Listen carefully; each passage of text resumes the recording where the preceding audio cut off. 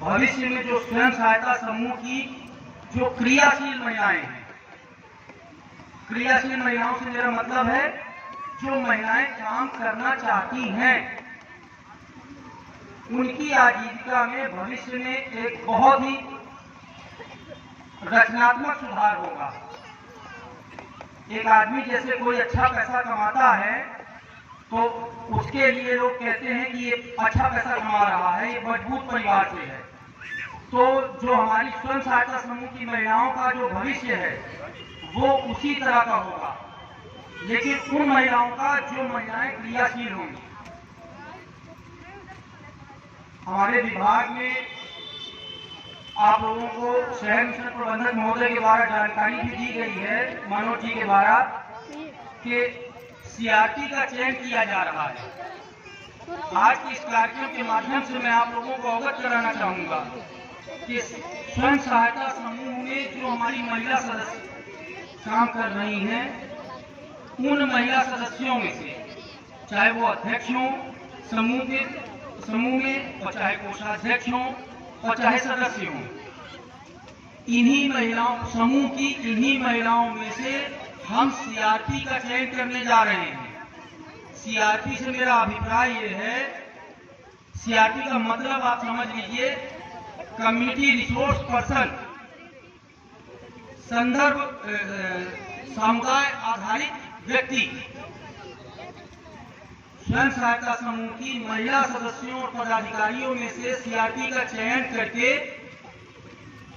हम उसको ऊपर लेके जाएंगे, अपडेट करेंगे।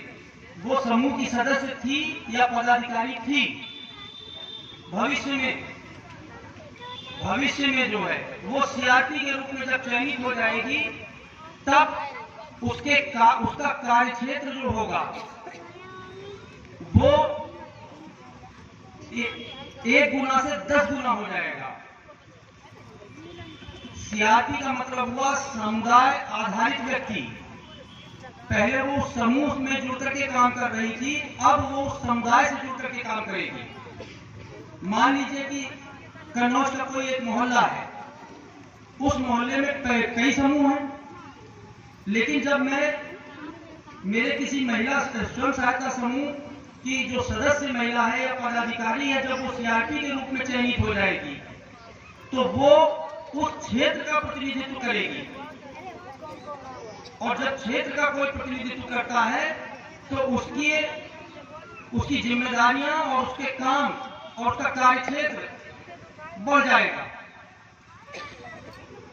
और सीआरपी के द्वारा ही विभाग में संचालित होने वाली योजनाएं भविष्य में और योजनाओं के अंतर्गत लाभ जो दिया जाएगा वो सीआरपी की रिकमेंडेशन पर दिया जाएगा।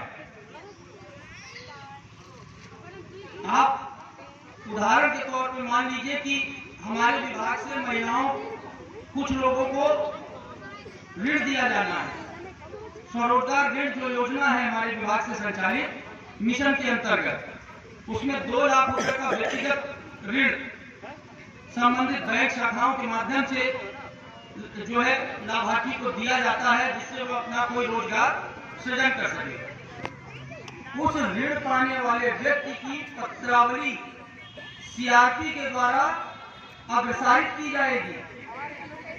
मान लीजिए कि वो सरायमीरा का रहने वाला है कोई, मैं सरायमीरा का निवासी हूं और मुझे 2 लाख रुपए के ऋण की आवश्यकता है, तो विभाग में मैं आवेदन जब करूंगा तो सरायमीरा की जो सीआरपी होगी उसकी अनुशंसा होगी मेरे ऋण आवेदन पर। उसकी अनुशंसा के बाद ही ऋण का आवेदन मेरे विभाग में जमा होगा।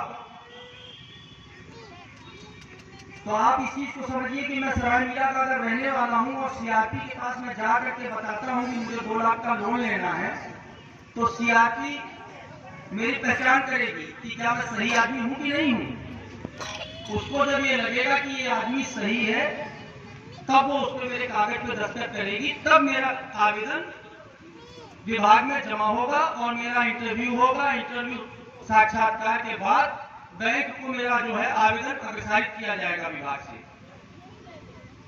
विभाग के द्वारा संचालित योजनाओं में प्रशिक्षण कार्यक्रम जो है महिलाओं का, लड़कों का और लड़कियों का, उसमें जिन बच्चों को और जिन महिलाओं को प्रशिक्षण दिया जाएगा और उस प्रशिक्षण कार्यक्रम में सरायमीरा की जो महिलाएं होंगी तो वो सीआरपी की अनुशंसा उस पर होगी कि ये 10 औरतें जो हैं सही हैं और इनको प्रशिक्षण के लिए अनुशंसा की जाती है। आवास संबंधी जो है कोई समस्या होगी और आदमी आवेदन करेगा विभाग में तो उस पर भी उसकी अनुशंसा ली जाएगी।